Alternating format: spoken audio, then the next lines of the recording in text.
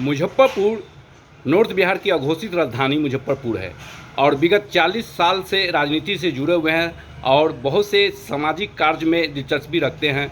और जनसुराज से क्यों जुड़े? चूँकि आप जदयू से जुड़े हुए थे, प्रदेश के महासचिव के रूप में जुड़े हुए थे, और जनसुराज में क्यों जुड़े? देखिए, 1974 में जब जेपी के नेतृत्व में छात्र आंदोलन हुआ तो जेपी ने संपूर्ण क्रांति का नारा दिया था और संपूर्ण क्रांति के नारा में उन्होंने यह कहा था कि सत्ता परिवर्तन के साथ साथ व्यवस्था परिवर्तन भी होगी। लेकिन बाद के जेपी के जो अनुयायी थे, सत्ता परिवर्तन तो जरूर हुआ लेकिन व्यवस्था परिवर्तन नहीं हो सका। देखा जा रहा है कि प्रशांत किशोर का कौन सा मतलब कि जो से कामों को देख रहे हैं और कि जनसुराज से जुड़ गए। अब जनसुराज से जुड़ने के लिए हम लोग इसलिए सोचे कि प्रशांत जी बहुत बेबाकी से समाज के जो निचले तबके के लोग हैं, जो नीचे की समस्याएं हैं, उनको बहुत गंभीरता से लेते हैं। आज 2 अक्टूबर को जो उन्होंने गांधी मैदान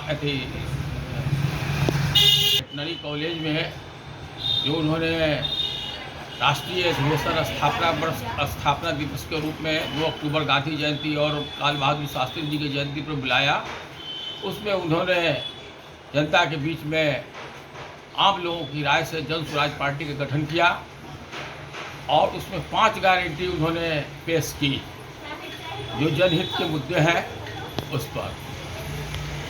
देखा जा रहा है कि मुजफ्फरपुर में बहुत से जनसुराज से लोग जुड़े हैं और सब लोग चाह रहे हैं कि हम उम्मीदवारी करें, चूँकि 2025 में विधानसभा का चुनाव होने जा रहा है, तो इसके लेके मतलब कि कहीं ना कहीं तैयारी आपका भी हो रहा होगा। देखिए, हम जब प्रशांत किशोर जी से मिलने पहुँचे उनके बुलावे पर, तो मैंने कोई ऐसी बात उनसे नहीं की कि मैं उम्मीदवार होना चाहता हूँ। मैंने उनकी बातों को सुना और सुनने पर लगा कि बहुत बिहार में 16 वर्षों तक जो पति पत्नी का शासन रहा और 19 वर्षों से जो सुशासन के नाम पर कुशासन चल रहा है, जिसमें जनता पीस रही है, और जितने पुराने समता पार्टी के लोग थे सारे लोग दरकिनार कर दिए गए। और आज स्थिति यह है कि नए नए लोगों को लेकर तरह तरह का जुगाड़ कर नीतीश कुमार बिहार के मुख्यमंत्री बने हुए हैं। उनकी जनता को समस्या से कोई लेना देना नहीं है। आपने देखा कि विकास के नाम पर अभी 16 पुल बिहार में ध्वस्त हो गए। कौन जिम्मेवार है? कोई जिम्मेवारी यहाँ तय नहीं है। शासन नाम की कोई चीज़ नहीं है। पढ़ाई लिखाई, दवाई, बेरोजगारी, किसानों की समस्या, मजदूरों की समस्या, महिलाओं की समस्या, अपराध इतनी चरम पर है जिसका कोई हिसाब नहीं है। इन सब बातों पर हमने बड़ी विभाग से बातचीत की थी और उन्होंने मुझको समाधान बताया था कि आप लोग लगिएगा, आप लोग समाज से जुड़े हुए लोग हैं और इस समस्या को आप लोग बताइएगा, हम इसको दूर करने का प्रयास करेंगे। अगर जनसुराज पार्टी आती है तो मेहनतकश नौजवान, युवा, बेरोजगार, किसान, महिला, सभी लोगों का हक सुरक्षित रहेगा। और उन्होंने कहा है कि जिसकी जितनी आबादी है उसको उतना हक हम आने वाले चुनाव में देंगे। लोग देखा जा रहा है कि हर चुनाव में मतलब कि जैसे उम्मीदवार मतलब खड़े होते हैं बहुत से, और उसमें कई एक चुने जाते हैं, और रही बात कि उम्मीदवार खड़े नहीं उतरते हैं, तो मतलब कि वो जीत के तो जाते हैं, सांसद विधायक बन जाते हैं, मैं खड़े नहीं उतरते, सब ठगा महसूस कर रहे हैं। इस पर क्या कहेंगे आप? इसमें उनका स्पष्ट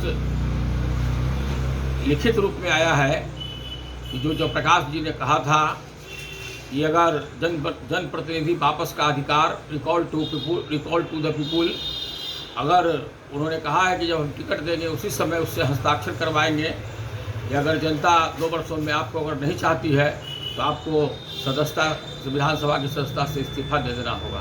ये बहुत बड़ी बात है जिसको उन्होंने समय पर सरकार में आने पर लागू करने की बात कही है। क्या लगता है क्या कि 2025 के विधानसभा चुनाव में सब सीटों पर चुनाव लड़ाएंगे? उनका कहना है मैं 243 सीटों पर चुनाव लड़ूंगा, एक भी सीट नहीं ऐसी होगी जिस पर हम चुनाव नहीं लड़ेंगे। और मेरा पूर्ण विश्वास है कि प्रशांत किशोर जी ने जो पदयात्रा के माध्यम से ग्रास रूट से जनता की समस्याओं को समझा है, बेरोजगारों की समस्याओं को समझा है, किसानों की समस्याओं को समझा है, महिलाओं की समस्याओं को समझा है, इसलिए आने वाले विधानसभा 2025 में जन स्वराज की सरकार बनेगी।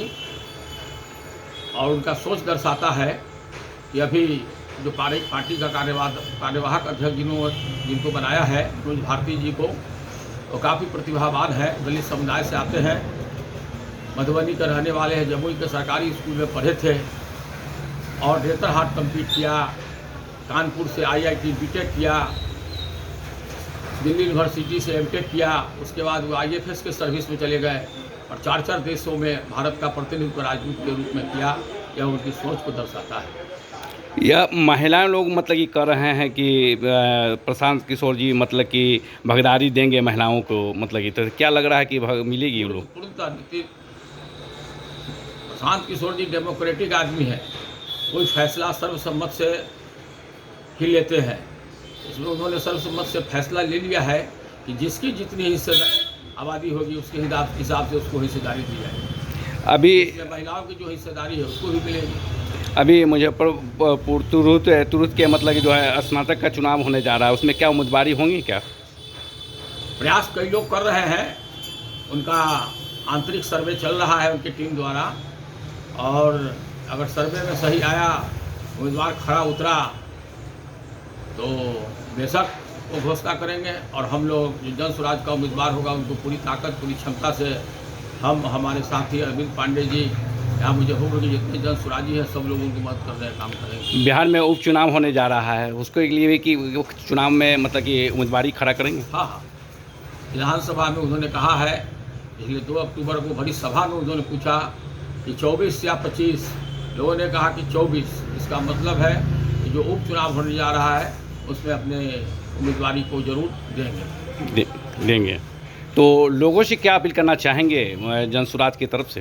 लोगों से हमें अपील यही करना चाहेंगे कि जो जन स्वराज पार्टी की 5 गारंटी है, उन्होंने कहा कि बिहार का बजट 2.5 लाख करोड़ का होता है, तो उसमें से हम जितने भी 60 वर्ष के युवा बुजुर्ग और महिला हैं उनको 6,000 रुपया पेंशन देने का काम करेंगे। उन्होंने कहा है कि किसानी को, खेती को लाभकारी बनाएंगे। इसके पीछे उन्होंने कहा है कि जो मनरेगा में 10,000 करोड़ रुपया जॉब गारंटी के नाम पर लूट हो रहा है, मुखिया जी के जेब में जॉब कार्ड रहता है, उस मनरेगा के मजदूरों को किसानों की खेती में लगाएंगे और खेती को लाभकारी बनाएंगे। उसमें किसानों का 1 रुपया खर्च नहीं होगा। कई पदाधिकारी मतलब कि अपने त्यागपत्र देके मतलब जुड़ रहे हैं जन स्वराज से, इस पर क्या कहेंगे? भारी मात्रा में अभी जो भी आदमी साइंस का विद्यार्थी होगा, मैथमेटिशियन होगा, वो केसी सिन्हा का नाम उससे अछूता नहीं है। इतने बड़े महापुरुष, महान पुरुष, गणितज्ञ, उन्होंने नालंदा ओपन यूनिवर्सिटी के वाइस चांसलर भी हैं, उन्होंने भी जन स्वराज ज्वाइन किया है। आनंद मिश्रा जी हैं, भभुआ पूर्णिया के पूर्व IAS मतलब वहाँ के जिला अधिकारी रह चुके, उन लोगों भी ज्वाइन किया है। इसलिए भारी मात्रा में जो विकल्प की तलाश में थे लोग, नीतीश और लालू और नीतीश, उसके विकल्प के रूप में प्रशांत जी को देखा है और प्रशांत जी की सोच को समझा है और भारी मात्रा में सब लोग इससे जुड़ने का काम कर रहे हैं। ये प्रशांत जी की सोच की देखा गया कि अल्पसंख्यक का मतलब कि कार्यक्रम हुआ था पटना में, तो उसमें काफ़ी तादाद से मतलब अल्पसंख्यक लोग मतलब उस कार्यक्रम में भाग लिए थे, इस पर क्या कहेंगे आप? पिछले 28 अगस्त को ही मीटिंग हुआ था, उसमें हम, अरविंद पांडे जी, रामा, बहुत लोग यहाँ से जन स्वराज के लोग गए थे। उसमें भी उन्होंने 10,000 आदमी को बापू सभागार में बुलाया था, लेकिन 25,000 से कम लोग वहाँ नहीं थे और बहुत व्यवस्थित, अनुशासित। यह प्रशांत जी की सोच है। इतनी बड़ी भीड़ अभी वेटनरी कॉलेज के मैदान में जुटी और इतना अनुशासित भीड़, जो आपको लगेगा कि जन स्वराज एक अलग पार्टी है, इसके विचारधारा एक अलग है, जिसके सब लोग जो कार्यकर्ता है चाहे नेता है सब लोग सब अनुशासित है। परिचय बताया जाए। मेरा नाम विश्वजीत कुमार है। हम हैं 1974 आंदोलन के सिपाही रहे हैं। मेरा भी नाम रिबेलिंग लिस्ट ऑफ जेपी सेनानी में है और बिहार यूनिवर्सिटी के हम स्टूडेंट यूनियन में भी